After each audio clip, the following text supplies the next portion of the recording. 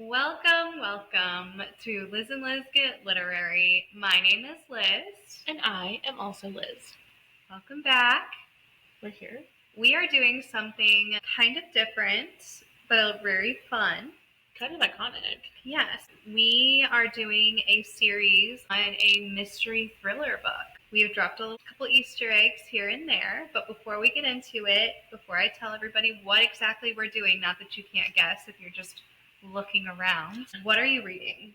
Well, I'm currently not reading any mystery thrillers, so I am currently reading Blood of Hercules. This book is super viral right now.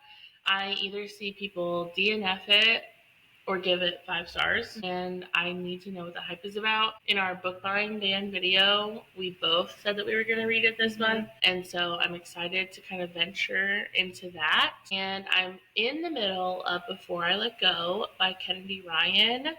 I cannot wait to dive into that. It is incredible. I want to catch up on all of her work before the third book in the Skyland series comes out, which I think is April or May. I think it's May. And fun fact for all of our friends, those books are on Kindle Unlimited right now, so it doesn't count for my book buying ban.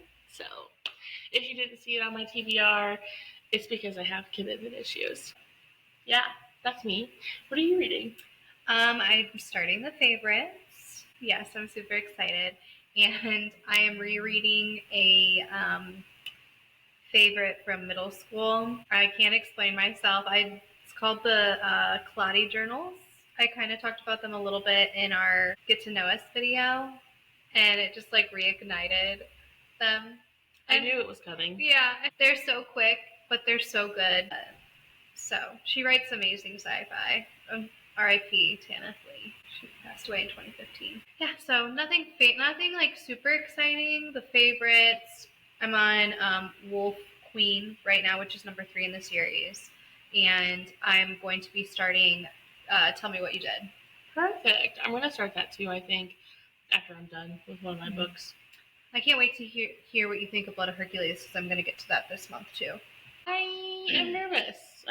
The main complaint that everyone says is that there's like a lot of modern language and like slang and stuff. And apparently every single person in it is bisexual. I don't know if that's just like a reviewer was like using hyperbole.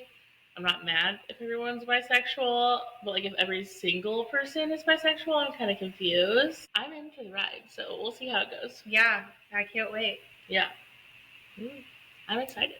So do you want to tell them what we're doing today? What we're doing for the next couple of weeks? Yes, we are chronically ill, and we are obsessed with this book, We Used to Live Here, by Marcus Kliewer.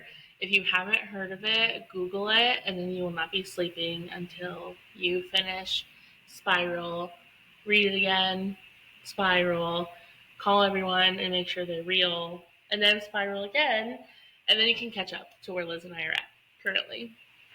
We've been spiraling for sure. We've honestly been not well. Yeah, so we have spent an absolutely insane amount of hours together at book club with our friends talking about this book, and it is a wild ride, truly, from page 1 to the end. Yes, and I convinced myself last night as I was falling asleep, like I had my hand like resting on my pillow, and I'm like, something just touched me. Something that was not supposed to be there just touched me. And I was it's not even like one of those books. No, it's like, not. But I know what you mean. When we were having our latest discussion about it on the way home, I was scared. I'm not.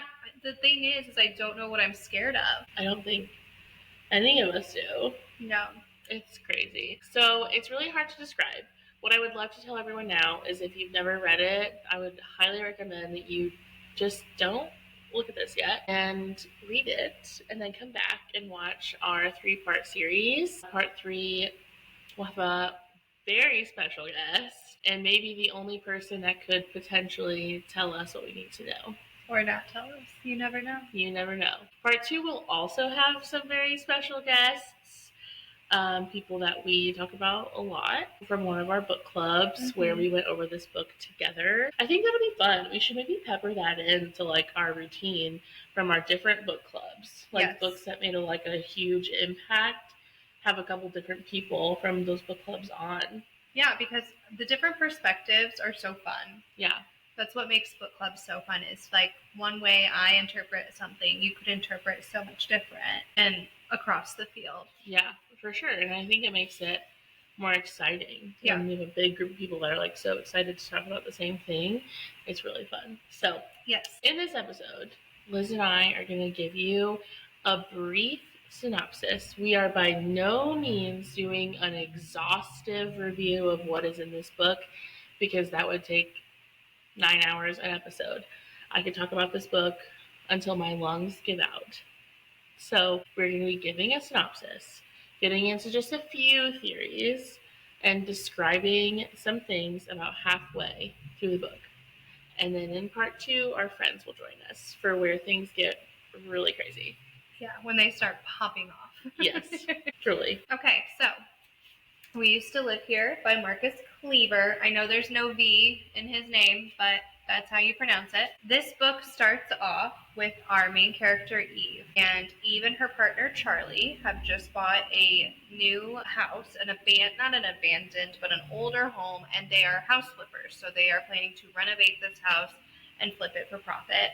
It is at the top of Stray Dog Summit, which is this very isolated hill in the Northwest Peninsula. And it's Eve, Charlie, and Shiloh, their dog, who they rescued. And the opening scene is Eve is home alone. Charlie has gone off on an errand, and there is a knock on the door. Page 1 is literally it pops off. Like they literally open the book with a knock on the door.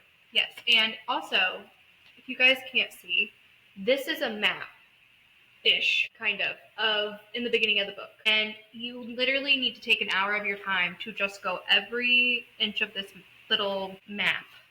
Yeah. And you will find something new every single time you look at it. Yeah. So, there's a knock on the door, and it is a family. A mom, a dad, 3 children, 2 boys and a girl. The girl is the youngest. And Eve is like, what is going on? The dad says, I used to live here, and I would like to show my family around. First of all, Liz and I would make it out. I would never have opened the door. No, I don't open the door. No. See, this is where you got off on the wrong foot in the first place, because I just did this drill with my kids 2 or 3 weeks ago. Someone, I said, don't move.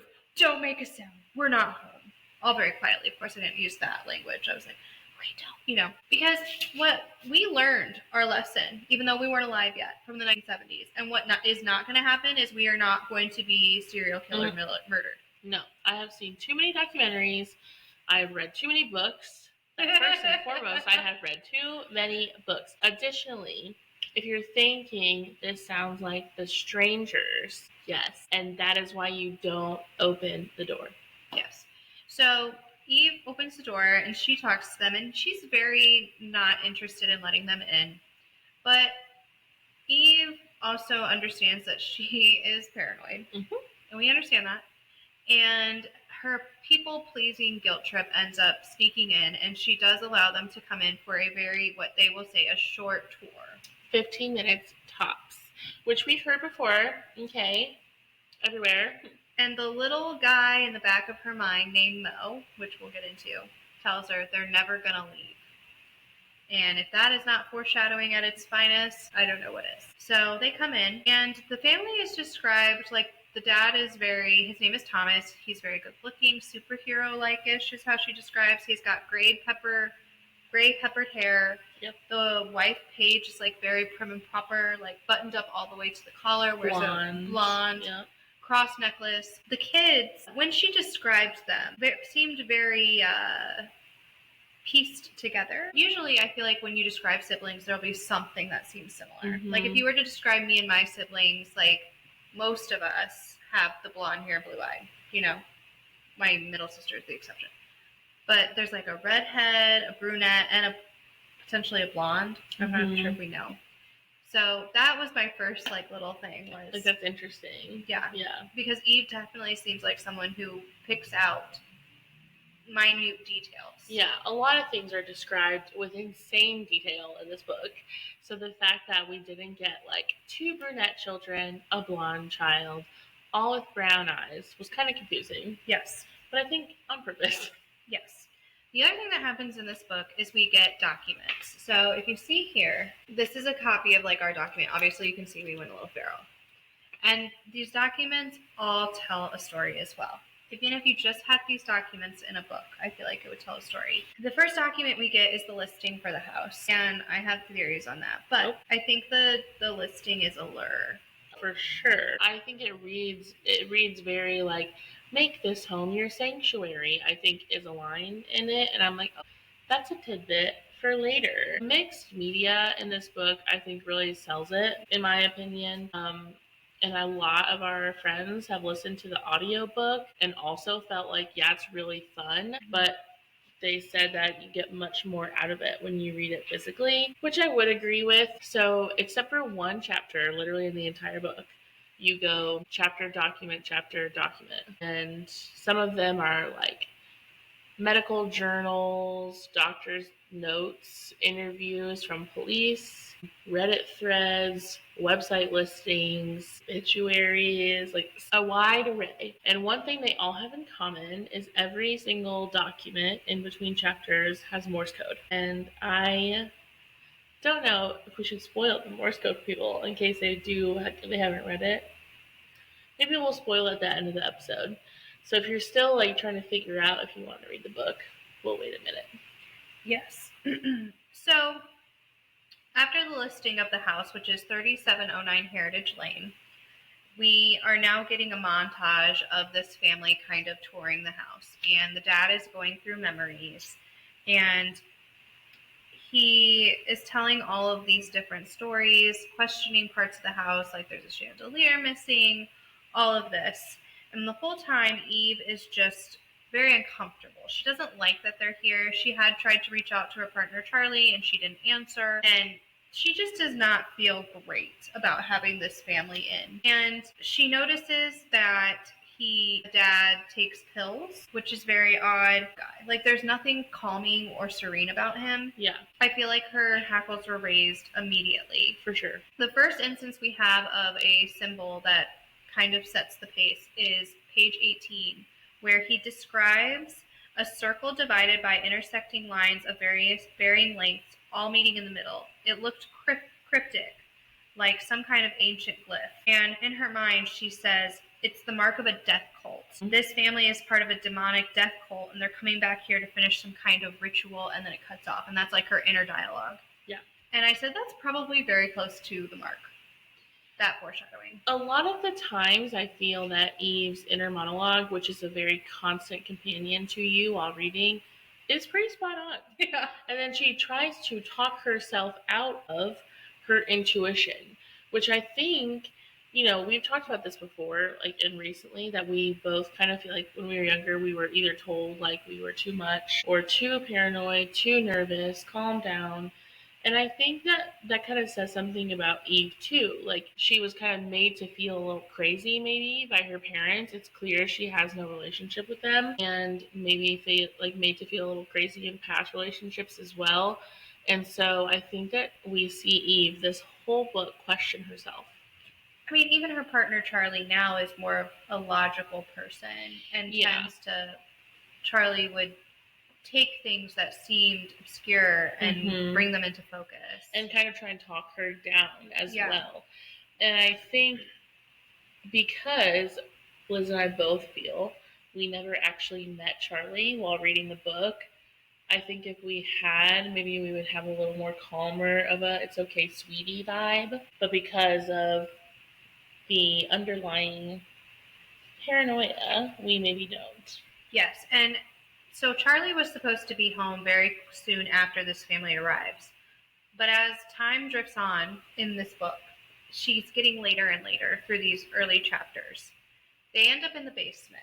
And this basement is very creepy, like all basements. All basements. All basements. And they don't stay down there super long, but there's definitely, she talks about how the basement is broken up into rooms.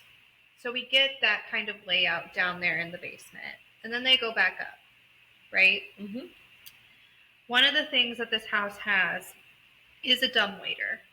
And the dumbwaiter in older houses is like a cart or sometimes like a basket type deal that goes from the top, very top, even the attic, all the way down to the basement. Mm-hmm. Most of the via time, a rope. Yeah, via a rope. Most of the time, it's for laundry, but you could put meals in there. You could do per people in there. Like casual. You don't know. Body parts. The dumbwaiter ends up being a very intense character in this book. True. I want to note that during this initial tour, Jenny, the youngest daughter, calls Eve Emma. Yep. So that's a little... just a fun tidbit. Yeah. So when they're back up from the basement, Eve is like, "Hey, it is time to go. Yep. You know, it's time to get out of here." And this is the first weird thing that really happens. I mean, second, I guess. Jenny, the youngest daughter, who she describes as like 8 or 9, maybe 10 at most, has disappeared and is now hiding in said basement. She's, according to her dad. We according to actually Dad. don't know Yeah. where Jenny is. Eve is like, "Then go get her." And the dad is like, "Oh no, like she does this. She runs and hides and we just have to wait her out." If you try and find her or grab her or get upset with her, it'll just make her hide harder, essentially. Like, not come out at all. The most bizarre thing I've ever heard in my life. No, and it's at that point, it's no longer an appropriate visit. No. Like, it's one thing to let someone have their 10 minutes. Yeah. Yes. I mean, it's one thing to say, okay, yeah, you can look around the house. It's now another to say, hey, we have to out our child. And Eve even thinks that. She's like, threaten to take away the Pokemon card, something. Like, right. As a parent, I would be grabbing them and getting out, yes. You know. And the wife is on board to do that, but Thomas is like, no, we just have to wait her out, blah, blah, blah. And mind you, Eve's partner is still not home at this point. So they're all waiting. She goes down in the basement with Thomas to look. And Thomas has a weird reaction while down there. I call them glitches. Thomas glitches. And I think that's a very correct term. If you read the book, you would probably agree. But she comes up on him in the hallway, and he's literally standing pin straight with his arms dangling from his sides, like very weird and bizarre. And she like makes note that his like shoulders are raised, but he's like doesn't look real. And we see something really later in the book where someone is described puppet-like, but this also felt like puppet-like to me. Mm-hmm. And she's yelling his name, Thomas, like getting closer. She's getting freaked out. His flashlight is just pointed at the floor. And then right when she's about to reach out and touch him, he like freaks out and acts like she scared him. Yeah, like, where'd you come from? Yeah, I'm like, the basement is not that big. I know it's echoing. So. And mind you, this happens multiple times in the book. Where there's also these ants that are down in this basement. And they're not doing typical ant behavior. They're going around the doors of the room, and they're disappearing underneath a wardrobe where they're then converging into a massive chaos. And they're going very fast. Very fast. Like, it's very un-ant-like. It's not ants go marching one by one, hurrah. No. It's chaos. No, it becomes clear that Thomas is under the impression that Jenny is hiding in some sort of nook in this basement. And he does this, like, knocking situation. And Jenny knocks back. Yeah, and he's like, okay, we just have to wait her out. Yep, that's her. Gotta wait her out. I'm over here like, no, that's Satan. Yeah, no. I would not believe that for a second. Even if it was like Liz, like, oh, that's her, gotta go. I'm like, no, it's not. Mm-mm. Also, I don't know about you. So my cousin and my great-grandmother had a house that had a way less creepy basement than this. But still creepy enough that we were like, yeah, it's haunted. Would I ever be okay being locked in a corner in a dark, damp basement that's not my own? A nook? No. And as someone who has now raised 2 kids past the age of 8 and up, I can't see either of them doing that either. No. This is very odd behavior. So I just have to say that. And the entire book, like, keep in mind, this is the first 3 or 4 chapters of this book. Without the documents, it's the second chapter of the book. And this is all we know so far. This family has infiltrated the house, and the 15 minutes is gone and past. We're done. Yep. There's no 15-minute. We do get a document talking about the Ring of Eyes metal group. They cover from bands such as AC/DC, Black Sabbath, Judas Priest, and even will have brand new original songs. Very ritualistic bands. The bands that are known for the Satanic Panic.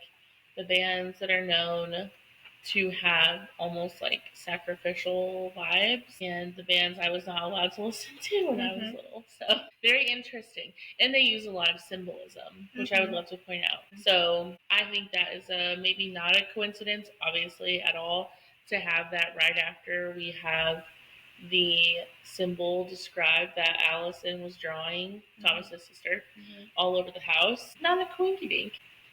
Shortly after we get this document, we get a chapter where now Charlie is home. And Charlie tells Eve that the weather outside is frightful and that the bridge, which is the way to get out of this place, is probably going to close. Yeah, one way in and one way out, of course. Of course. Additionally, I would never buy a home anywhere where there's one way in and one way out.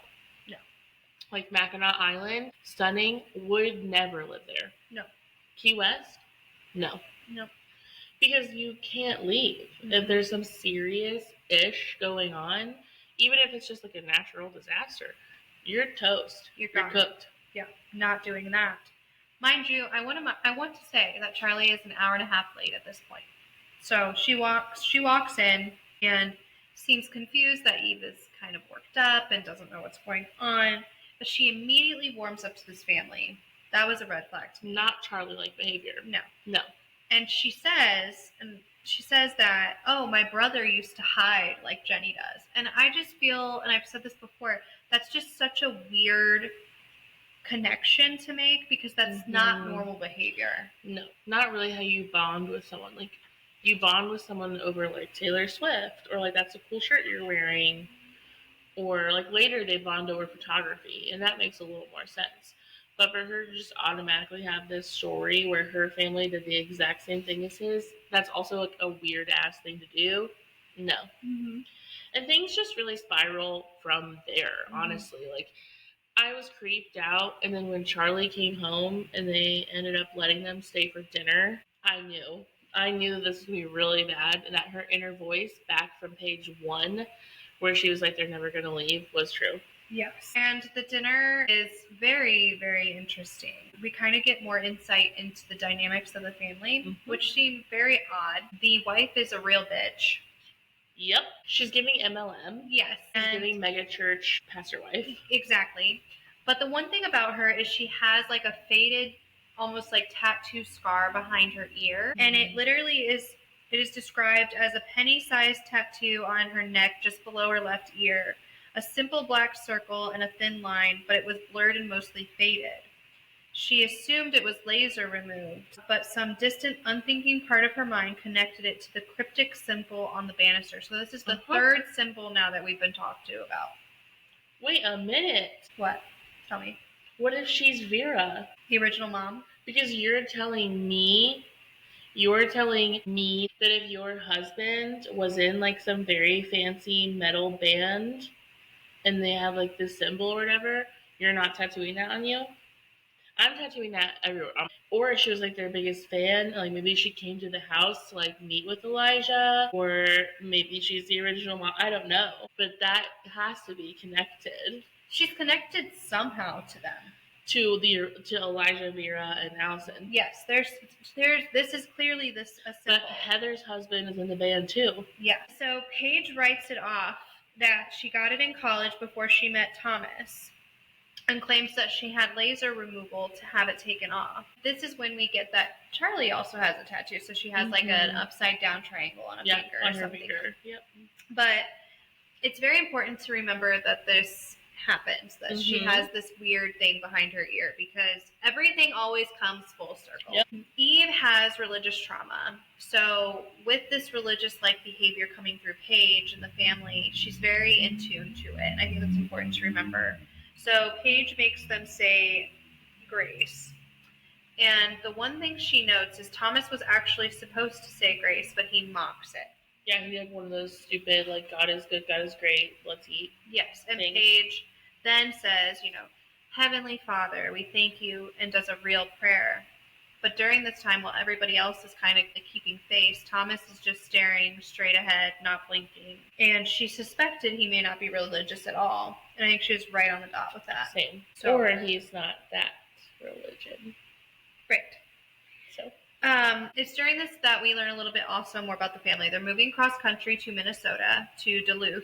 And he's going to be a professor at a community college, which Paige says with judgment. He likes photography. He. Have you noticed that? Mm-hmm. We really don't learn much about the others. No, we know nothing about the children, except for that Jenny is a psychopath that wants to hide in corners. Yes. And during this time... Jenny's still in the basement, by the Jenny way. is still in the basement. The whole dinner. They don't care. No. Also, it's probably cold down there. Crazy. My basement is freezing. And I'm sorry. Sucks to suck. Find somewhere else to stay. You're not staying in my house. Yeah. Well, we learned later, too, that he had other options. If this is a real family, Thomas had other options. What? We've talked about this book so much, and we're still coming up with things that we either missed or didn't think about. What? Just say it. The last dinner, where she comes up, Emma, is a mirror to this dinner. Exactly. Yeah. The Last Supper. Yes. I just put that together because she's using a steak knife to cut the chicken. And the corkscrew. It's freaking weird. And Jenny had come over to the basement saying, I'm sorry. And Emma comes up from the basement too, freaking out. And then after she stabs, she's like, I'm sorry. I didn't know. The same thing that Allison and Jenny say, which is why I thought that Jenny and Allison were the same. Yes. So Jenny does come up from the basement, and she's, I'm sorry. She has red welts on her hand. Which I think she was up in the attic / Allison's room via the dumbwaiter. She says probably from pulling the dumbwaiter rope. Yeah, but it's so welty, that's because it's heavy. AKA she was in there pulling herself through the house. So Eve ends up relenting and letting this family stay against her better judgment. And Charlie's just chilling. She's fine with whatever. They go upstairs to the study to sleep. And Jenny and Charlie decide to have a nightcap down in a little foyer for your den type deal. Yeah. Eve and Charlie finally get a little powwow. Yes. And Eve, lets Charlie know, I don't feel well about this. Yeah. This is very weird. I'm not into this. Yeah. And Charlie is I get it. And she's I understand, but I think it's fine. And this is the first time we see the locket. And the locket is something that Charlie claims to have bought in town. And inside this locket is the only known photo of Eve Palmer, because Eve tells us that she stopped having pictures taken of herself in her 20s. Yeah. But Charlie is an amateur photographer. And they're on a trip. Yeah. Yeah. And Charlie, this is not normal Charlie behavior. Charlie is not the sentimental type. Yeah. So Eve was very honed in on this locket. And she strikes me as the type of person where she would come home with the locket on, and either Eve would immediately notice it, or Charlie would be like, babe, look what I got in town. Yeah. There would be communication about it, for sure. While they're doing this little powwow, they hear knocking, and they're like, is somebody at the door? They go to the front door, and the front door is wide open, and they look outside, and out in the snow is Thomas, and he is having a glitch. He was dressed in his night clothes, and he was just crouched down in the snow. And they're calling his name, and he is not reacting at all. When they finally get to him, his hands were clenched over his mouth as if trying to keep unspeakable horrors from writhing. Trying to keep unspeakable horrors from writhing out, and his eyes, bloodshot, wide, were filled with terror, the kind of dread that spread like fire. He began to whimper, the words slipping between his fingers frantic. "No, I'm sorry, I'm so sorry, I didn't mean to. I didn't mean to." And Charlie says, "Thomas," and finally snaps him out of it. These are the exact words his daughter said as she came out of the basement. And the exact words that we'll learn later about Thomas's sister. Yep. And also, I'm just thinking now, since when we eventually do meet and have more of Allison, and we learn kind of what's going on there, do you think that she is trying to impart herself into Thomas? Could be. I never thought about that. And it would make him trying to stop talking. His eyes are bulging. He's frozen. Unspeakable horror. Like she's fighting him inside. And he's saying exactly what she said. Yeah, because then he says, once he kind of gets his bearings, but he's still a little disoriented, he goes, "Where's Allison?" Mm-hmm. She was just there with him. I'm saying. And they're upstairs. And the office is across from her room. They were, yeah. Yeah, and so he claims that he has night terrors, that this hasn't happened since he had left the house, that this is a new, coming back is just causing this to happen. They get him calmed down. The thing was, his eyes were bloodshot. And that just doesn't happen in 5 minutes. It's just not when you're cold. No. I don't think. So that was very weird to me. I think we just saw the mask is what I think happened. Mm-hmm. So they get him inside. Well, this is when we get a document about what actual night terrors, sleep paralysis is. And most commonly in sleep paralysis is there will be hallucinations, okay? Most common, shadowy figures, black cats, and a man in a wide-brimmed hat. But the way that Thomas is acting for his sleep terrors does not kind of match what this document says. So right then and there, we're questioning that. So they get Thomas inside. They get him sat down to warm up. He seems to be okay. He does now drink, which at dinner he says that they do not drink for their religion. This is when we kind of get a couple of, I think, Easter eggs. So one thing he says is his parents told him that these terrors were caused by demons, by Satan in particular, and that if he just called out the Lord's name, the devil would flee. He claimed it never worked, but the word devil, Satan, demon, Lucifer is used multiple times through this book. He does say that once or twice it might have worked, but for the most part, no. But this is when we kind of get to learn a little bit about Allison. So Allison was his older sister. She was 14 when he was about 8 years old. And he had mentioned earlier that he asked Eve, had she seen anything strange around the house? And she'd really honed in on that. They said, what would be strange? And he said they had been living in this house for the better half of a decade when he was 8. And there was this coat rack that they had in the foyer. And one day, out of nowhere, Allison, who was 14, started asking where it came from. She'd never seen it. She said that there had been a coat rack there, but it had been light gray, not white. Mm-hmm. They kind of wrote this off as what they say is the case of the gets, which is the forgetfulness, misidentification, because white, gray, and white could be. Yeah. But the next day, she claimed a painting appeared that was not there. And then it was a window, and then it just kept getting worse. The wallpaper, floors, furniture, even the way the house was laid out. She said there were rooms that came and went, and she was the only one experiencing this. And his parents did not take her to a doctor, and he admits, she should have gone to a psychiatrist.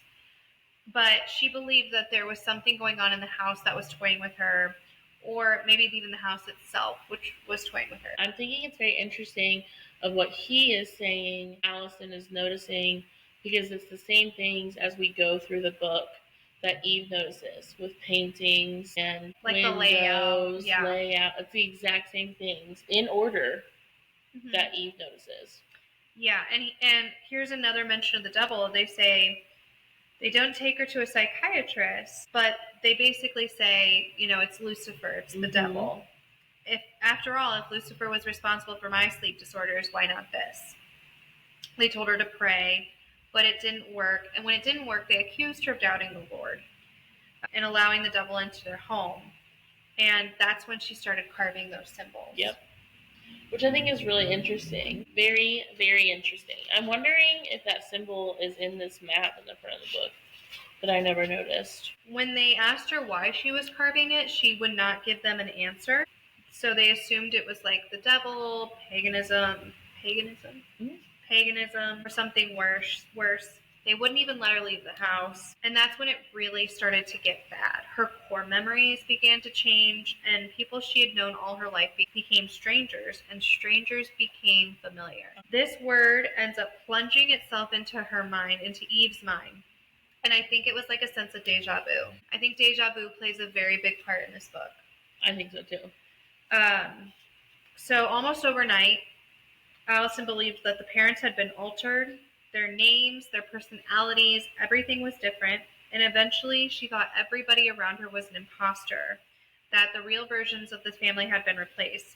And she tested them, asking them questions that only the real ones would know. Yep. And when at the height of this mania, he thought he could help, and he didn't. And he says he's guilty. He feels guilty. Yes, he says he feels guilty, and he just wondered if maybe they were experiencing it as even Charlie, maybe Allison wasn't as crazy as everyone thought. But at that point, no, they had not experienced anything at that point. And here we see Charlie invoke the name Jesus Christ. And I just feel like that was like a very deliberate thing after this story. Yeah, it almost seems like maybe they were using Thomas was using his story as an invitation for the house to turn on. Yes. If that makes sense. Yes. Because literally right after that, it gets a little nuts. It gets a little crazy. Eve starts having these dreams that she's running away from something, and something is whispering to her, you have to hide, you have to hide. Yeah, once they're in, they never leave. They're never going to leave. And something in her dream literally says over and over and over, once they're in, they never leave. Once they're in, they never leave. Yes. Ugh. So Eve wakes from this nightmare. She says, you know what, I need a drink of water. Charlie and Shiloh are still passed out. And she goes down to the kitchen. But would you? No, absolutely not. Absolutely. Mind you, as she heads down there, she makes sure to check on the family, and they are all asleep in the study. And in the study is a stained glass window of an apple tree. Yep.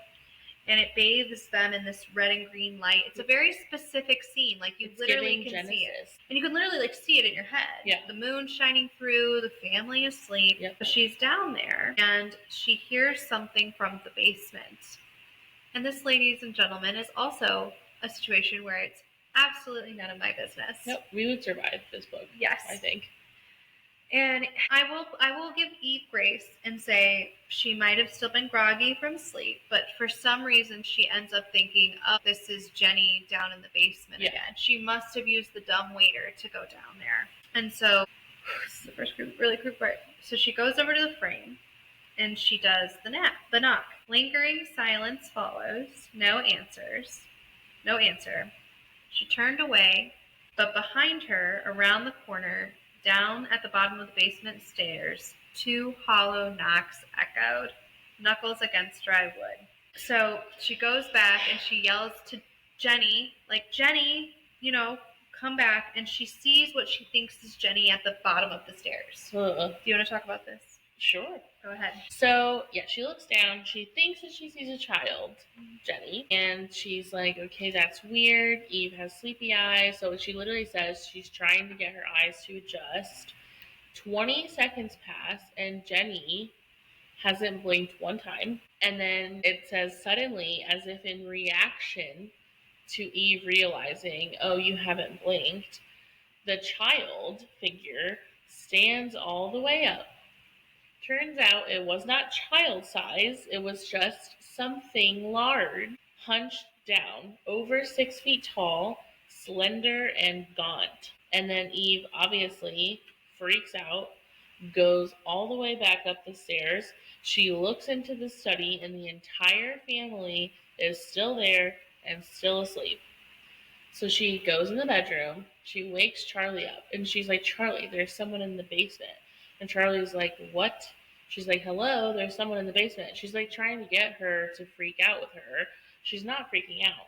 She's like, what are you talking about? It's probably the kid. And Eve's like, no, it's literally not the kid.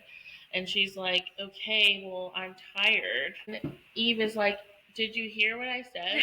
There's someone that's not Jenny in the basement. And she's like, well, I'm tired and I'm still kind of drunk. Like, can I look in the morning? I promise I'll look in the morning. First of all, divorce. Divorce. If I said there's someone in the basement and my husband said I'm tired, divorce. It's the first sign we watch where Charlie kind of makes Eve's paranoia seem unreliable and unstable. Yeah. Because Charlie just literally goes right back to sleep. Yeah. And somehow Eve does the same. She falls asleep, but it does say like it takes a long time. It does. Not me. So the next document we get is actually a fire at a hospital. Date unknown. That's all it is. There's a fire at a hospital. Yeah. And then you get another document of another fire. There's a fire at the Yale City Town Hall, which is the city that's right around here. Like their closest city. Yeah. Eve wakes up the next morning and Charlie is gone. Shiloh is still there, but Charlie is gone. And I'm like, what the fuck? What is with Charlie leaving and disappearing? And also, if you're that scared, if you're Eve falling asleep, how did you not notice someone getting out of bed? Right. And why didn't Charlie wake you up? Right. I don't understand. So Eve is obviously a little worried about this, but she gets up and she gets dressed. And she goes down and she smells like eggs and bacon and coffee. And she's like, oh, it's just Charlie making breakfast. Like, whew, all is well. Wrong. It was Thomas and the whole family down there chilling, making breakfast. And she's in her kitchen using her eggs, her bacon. Like, excuse me? You're supposed to be gone. First light is what they said. And he's just like, morning, Eve. And Eve was like, what the fuck are you doing here? And also, where is my wife? Yeah. Partner. And he seems a little taken back that she would question why they are still there. And I was like, dude, this is not your house. Get out. So he informs her that Charlie said she had an urgent meeting. And he was like, I thought you would have known that. And I agree. Like, they're in the house flipping business together. Whatever urgent meeting there is, Eve would have known about it. Exactly. Or been invited. Yeah, and so Eve makes note, it wasn't like Charlie to leave without checking in first, especially considering with the odd family being there. And she knows that Eve is uncomfortable. Yep.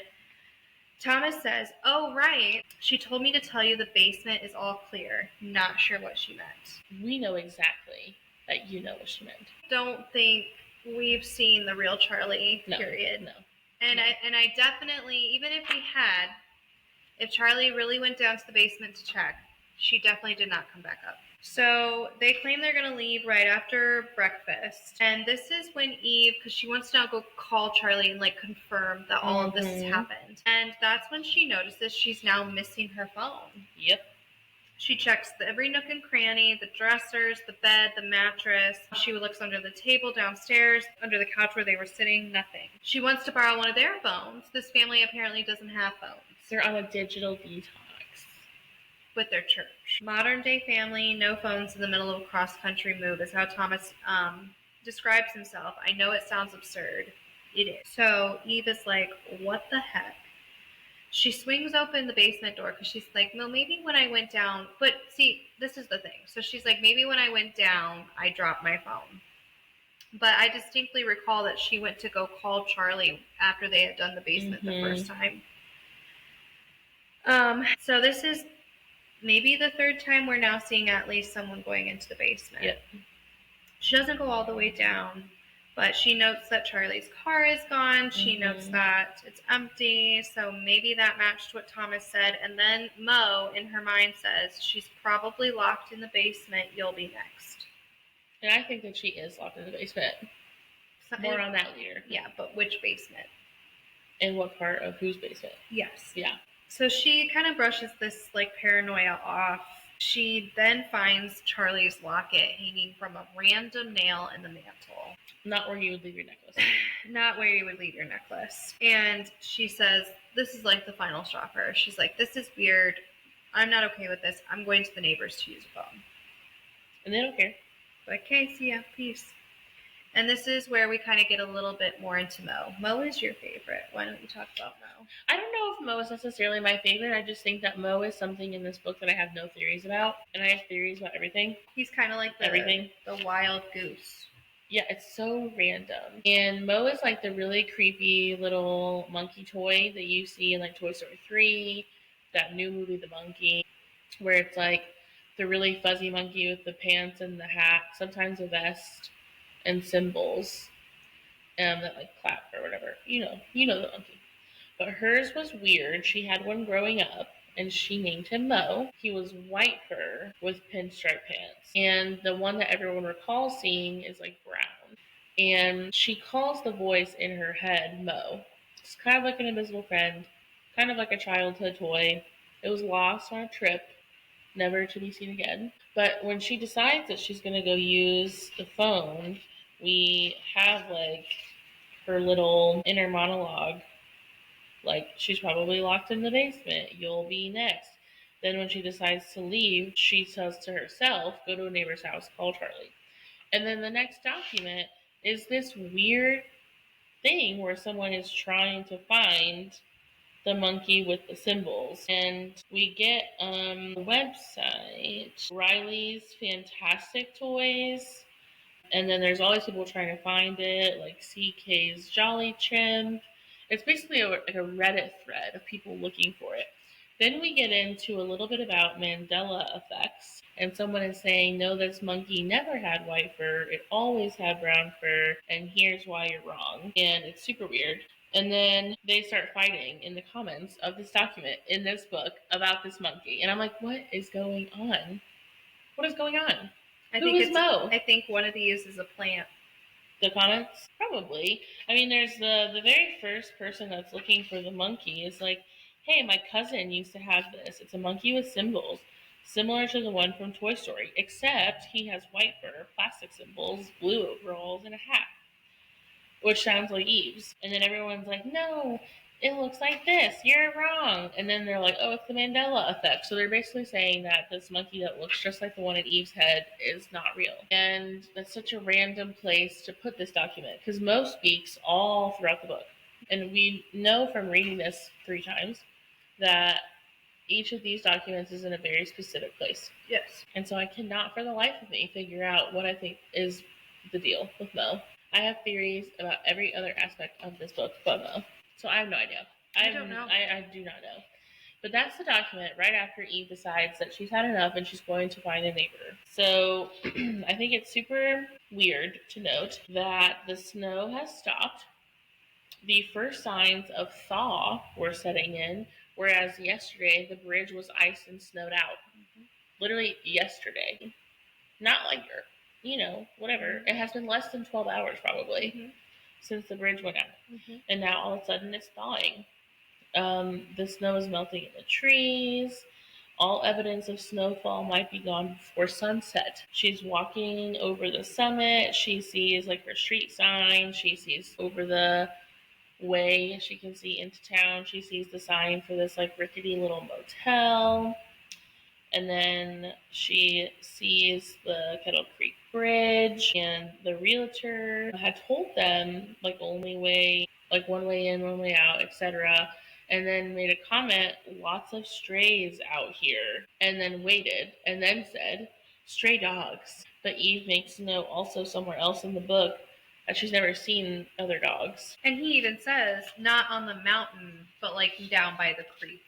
Yeah, which she goes by the creek multiple times, that we find out in this book, and we never see another dog besides her dog, well, that we think is her dog. So, super weird. She hears a gun go off, and she can tell somehow that it was a 308 rifle, the same kind that her uncle used to have. So she's just like assuming that it was a hunter. And she has at least a 10-minute walk to the neighbor's house, and she meets Heather. Heather is one of the creepiest parts of this book to me because of all the theories that we have and all the things that are possible. I am simply not well about Heather. She's definitely middle-aged, if not edging on old, but she's not dressed for winter at all. She's just like outside, and the dog Shiloh goes like basically right up to her. But we have been noting multiple times instances in the book where Shiloh is shy and will not go up to people, growl, animals standing at attention, hackles are raised, etc. But then she sees this woman and she just goes right to her. And it's very bizarre. And she decides to ask this lady if she could use her phone. So she invites Heather. Nope. Heather invites Eve into her home. And while they're walking to the house, Heather says they used to call her the dog whisperer. And so then Eve was like, oh, haha, stray dog summit, thinking that she's like connected it. Like maybe Heather sees all these strays or whatever. And Heather is like, what? Like, what are you talking about? Right. And she's like, aren't there a lot of strays out here? Like, haha. And Heather says, not that I've heard of. Like, very blunt. So the realtor lied. Yeah. Is what Eve comes to the conclusion of. It's freaking weird. So then in between this walk to the house and going into Heather's house, we get another document about hypothermia. Random, but okay. It's about a young married couple that was found dead in their home, and the bodies were discovered in unusual places. The husband was found in the bedroom lying under the bed, and the wife was in the corner of the basement with the dirt floor beneath her being clawed away and dirt under her fingertips. And then it says, although modern humans don't normally burrow for shelter, the extreme stress of certain demise seems to induce a primal mammalian instinct to burrow or hide. And I'm like, why is that right there when the snow is melting outside? Right. Super weird. And then we get into Heather's home. And this, I think, is a very, very key part in this novel. The tipping point on the teeter-totter of where things really start to get messed up. And she goes into Heather's home. Heather's trying to make her tea. Eve's like, no, that's okay. I'm not going to be long. Heather apparently looks lonely, which Eve did not notice while they were outside. And Heather points down a hall and says the phone is in there. So Eve takes her shoes off, and she's noticing this house looks very like old school, vintage. Heather says, oh, the phone's down the hall around the corner side table. She notes that earlier she saw a light go on and off when Eve rang the doorbell. And so she asks Heather if she lives alone. And Heather's like, what? And she said, do you live alone? And she said, yes, she lives alone. No one else lives there. And she says that she saw a light switch go off. And Heather's like, inside? And she's like, yeah, over there. And then all of a sudden, she remembers some of the lights are motion censored. Inside the house. Yeah, very weird. Like hallway lights? That's a weird thing to do. Additionally, wouldn't you just automatically know that if your house lights were on a timer? Like, she acted so confused. Right. So, very bizarre. I don't know. So, she walks down the hall. There's a bunch of skylights, too, which I think is super weird. And the photos all over the walls have, like, dogs and family members. And, oh, wait a minute. There's a bunch of photos of dogs. Lots of dogs. Stray Dog Summit. Does Heather collect the strays? She might. And the human strays. Mm-hmm. And that's why she was trying to keep Eve in the house, because she collects strays. I wonder how many she has. And where. There's a lot of missing people. What the heck? See, like, you just keep finding things that you don't even think about. Then she gets to a red rotary phone, which we have not discussed colors yet. But this book is very weird about colors. There are lots of items that are red, items that are like grayish or white. There's checkered floors in multiple places, and there's olive green doors. In the basement of the original house we talked about, there was a green door in the basement, a red door in the basement, and a bone white door in the basement. And that was very important to be noted. And it will keep being noted over and over. Yes. And the worse things get, the more you see green doors. That's all I'm saying. And checkered floors. Yes. Yeah. So she calls Charlie on this red rotary phone, and Charlie answers, which is a surprise to Eve. And Charlie's like, I'm sorry, who is this? And she's like, you don't know who, like, you don't recognize my voice? And she's like, oh, Eve? And then Charlie is acting so annoyed that Eve is even calling her in the first place when, reminder, she left the house this morning without even saying anything to Eve. And then you're going to be mad that I'm calling you? Divorce again. Too much. So she even says in the book, Charlie sighed, "Are you okay?" She sounds impatient, angry even. So then Eve is like trying to talk to her, and she's like, "I'm not okay. You left your locket. I found it on the fireplace. I don't know if something's wrong." And then she hears the Charlie Brown teacher noise, womp, womp, womp. Like all these weird warbles and in like a wavy type of way. And she notes that it says the voice. Like, I think that's weird. Could it be a stray intercepting this phone call? Could be. I don't know. Very weird. And then the call cuts off. And it's very bizarre. It sounds like she was in town. I guess Eve is trying to rationalize with herself. But it doesn't feel like Charlie. And so she turns around, and Heather is down the hall, this hallway, facing away from her, hunched over into a corner, which I think is so weird. Like, why are you doing that? It's so creepy. Yeah. So ugh, I just don't like it. And so Eve's like, "Thanks for letting me use the phone. Is everything okay? Whatever." Heather's like, "Yeah, are you good?" And Eve is like, "It's just been a weird day." And Heather is trying to get her to talk about it. And so she was like, "No, it's okay. I should go. No problem." And then she knows that Eve is about to leave. She's getting her boots on, getting the dog. And Heather's like, "Sorry, were you talking about someone named Thomas?" And I'm like, "Why are you trying to keep this girl in your house so bad?" Mm-hmm. It's weird. Yes, very weird. Very weird. So then we find out, apparently, that Heather used to babysit Thomas. She calls him Tommy Faust. And he's like, I don't know. He seems so cute, and like the reminiscing here of Heather talking about how she's so glad that he's like grown up and has a family. She wants to know if Thomas has mentioned her, and Eve lies to her and says yeah, and said that he had fond memories of Heather, even though that's not true at all. And Heather asks her again if she wants some tea, and Eve is like, "Yeah, sure." So the next document is actually a flyer for a theater in Rochester, New York. And it is for the movie Spirited Away, which talks about a young person being taken away by like spirits and witches and gods.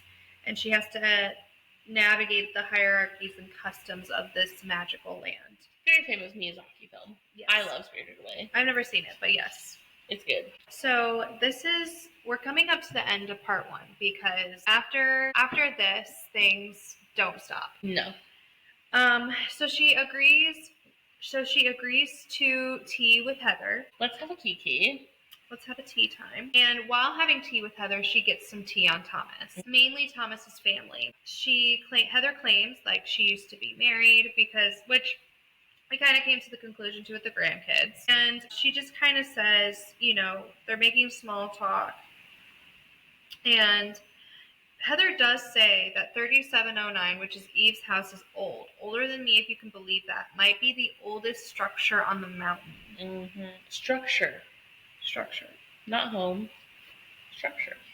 Yes. And this is when we learn that Eve is under the impression the whole time that any documentation about the house had burned down in some sort of town fire, which we had discussed earlier. And Heather's like, "Nope.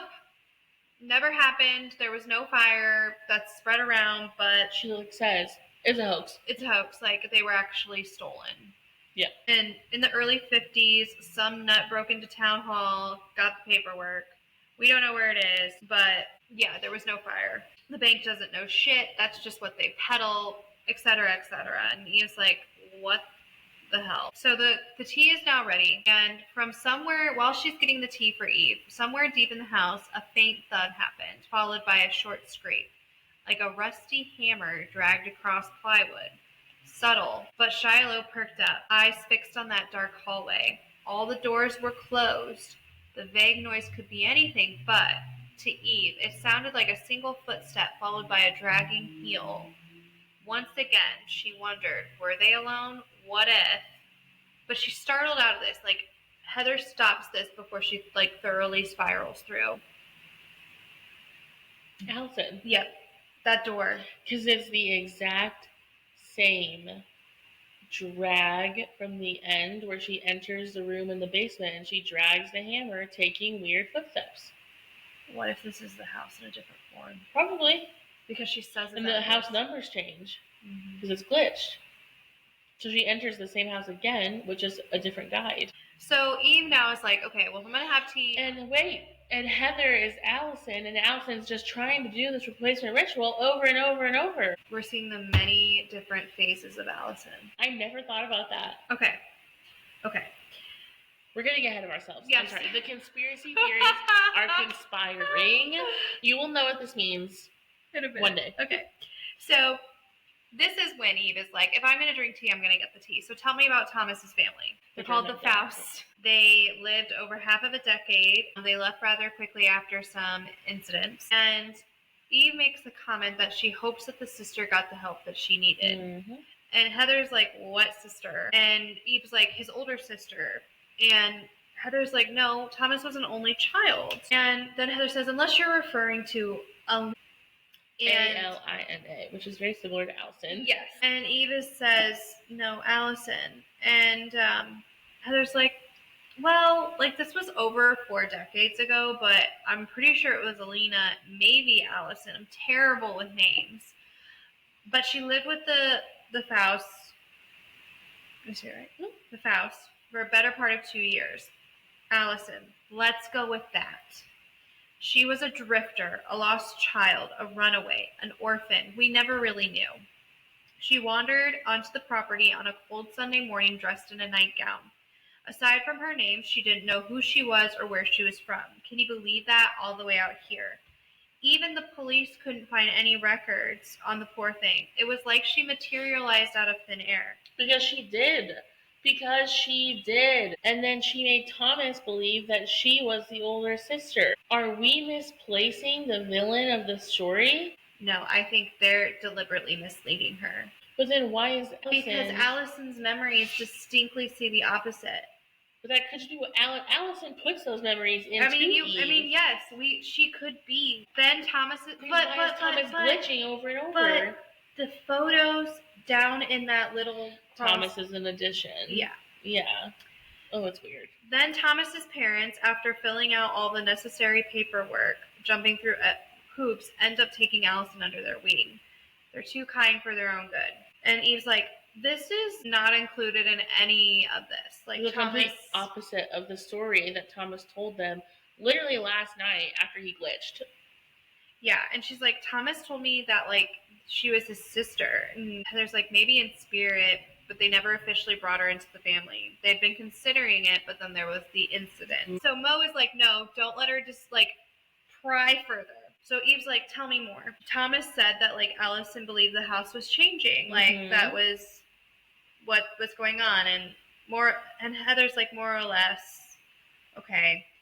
Allison, she started to believe that the only way to make it stop, to get her supposed old life back, was one winter night when Thomas was 8 years old. He awoke to find her standing at his bedside clutching a fountain pen. She stabbed him 37 times in less than a minute. She would have done more if his parents hadn't dragged her away. 37 times, can you imagine? And Eve remembers that, like, Thomas has scars on his face, which would coincide with these stab wounds.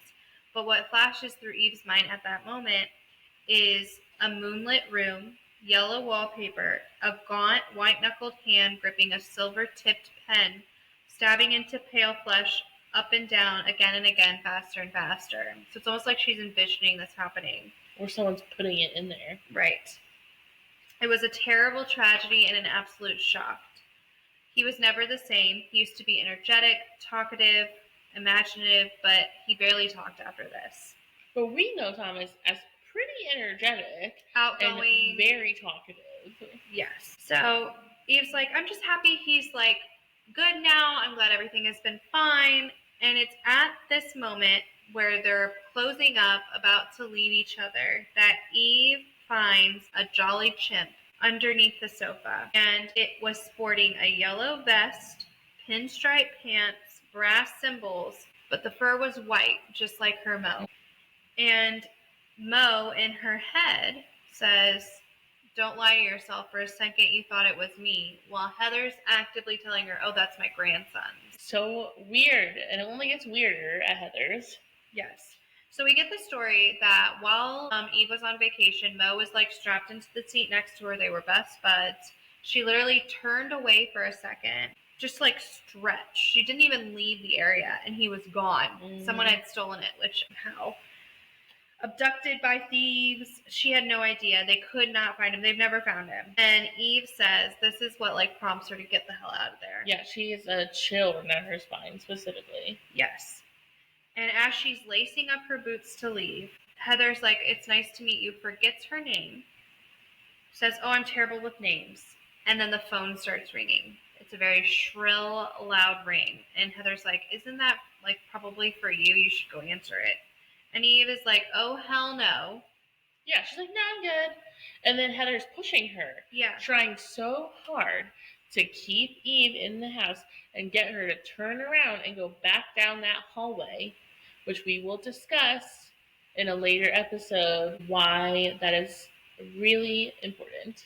Yes. And Eve describes this phone ringing as if it was trying to lure her into a trap. Lure her, like hook her in. Yeah, like a Hook her in. And she looks back towards the hallway, towards the phone, and she notices that the door was open and it was closed before. And Heather's like, "Oh, the latch is broken." And the one thing I said to myself is when there's always an explanation that's suspicious. Yes. Everything that Eve has brought to her, there's been an explanation. Over and over. The lights, the monkey, the everything. Yes. Everything. And Mo whispers in Eve's head, "She's trying to trick you. If you walk down that hallway, you'll never come back." And I fully believe that. Eve said, "Fuck all of you," and got the fuck out of that house. And that's where we will end. Because she knows now that things are not as they appear. Multiple people are lying to her. Her partner is not acting the same. Everything seems to be shifting right before Eve's eyes. Even the weather is changing. People's names are changing. And she's starting to feel crazy. And it is about to pop the heck off. And if you haven't read this book yet, let this convince you. Pick it up so that you can be caught up for part 2. Because I guarantee you, this episode is nothing compared to what happens next. Yes, and when you sit here and process part 1, like the phone call that she has with Eve in Heather's house, I feel frustrated because it's like those dreams where you're like, nothing is making sense, and you're just like say you're on the phone and you want to talk, but no one can hear you. Like that's what that phone call really felt like. And that's just how I feel like all of part 1 is. Like all of these things are happening, but she's the only one paying attention. And when you read it for the first time, like I was talking to you at book club when we went over this book, for the first half of the book until we just stopped, I felt like it was a stranger situation and Thomas was just like a regular old serial killer who was going to slash her. I never felt that it was like a supernatural or a paranormal or a potential like anything that has to do with time or Matrix or anything. And it just spirals out of control. Like now, yes, there's something not well going on. And it's not just a murderers in our midst. It's maybe an immortal murderer. Yeah. I am so glad that we are leaving Sunbound while it's still light out. Yes. Because I am not well. Every time I talk about this book, I get more scared. Yes, me too. And I can't wait for you guys to hear part 2 with our besties next week because we get into our theories, we dive deep. It's going to be a long... The thing is, this book is like, what, 300 pages? Barely. It's 304. 304. And that's with the acknowledgments. Yes. And the map. Total, we probably have a 5 hours with all of the parts to talk about this small book. And that's not including the 3 hours at book club. Correct. Multiple hours of FaceTimes, audio messages, Reddit lurking, language translations, Morse code translations. I even did math. She did. I never do math. She figured out how to read Morse code. So it's been a lot. Yeah. So if you have made it this far, thank you for hanging out with us. And please hang out with us next week for part 2. If you are not following us on social media, you can find us on every single app at Liz and Liz Get Literary, except for the app formerly known as Twitter, because you. And if you have something else to say, or if you've read this book and you have a lot of theories or any questions, you can email us at lizandlizgetlit@gmail.com. See you later. Goodbye. That wasn't that bad. No. An hour and 20